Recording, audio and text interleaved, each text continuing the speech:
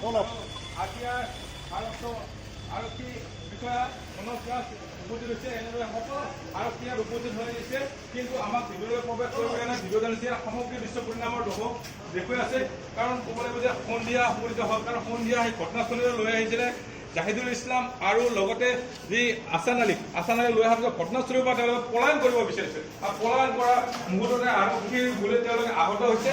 আৰু এই ভিডিঅ' জানিছে সামগ্ৰী দৃশ্য দেখুৱাইছে, এক শিহৰণকাৰী দৃশ্য। শিহৰণকাৰী দৃশ্য ঘটনা সংঘটিত হৈছিলে 13 জুলাই সন্ধিয়া তেওঁলোকে যেতিয়া ধূপধাৰাৰ পৰা নিজৰ গৃহত গোৱালপাৰা চহৰলৈ আহিছিলে, সেই মুহূৰ্ততে ডকাইতৰ দলটোৱে যিহেতু তেওঁলোকক 12টা গুছি ধৰি কল্যাণপুৰত তেওঁলোকক অপহৰণ কৰাৰ চেষ্টা কৰিছে। আচলতে সেই মুহূৰ্ততে অশোক গোৱেলৰ মূৰত গুলী মাৰিছিলে, আৰু গুলী মৰাৰ ফলত তেওঁলোকে ব্যক্তিগত চালক যি আছান আলীয়ে তেওঁলোকৰ পুত্ৰ নয়ন গোৱেল আৰু লগতে অশোক গোৱেলক গোৱালপাৰা অসমীয়া চিকিৎসালয়লৈ লৈ আহিছিলে, আৰু তাত অহাৰ পিছত ডক্টৰে তাত মৃত্যু হোৱা বুলি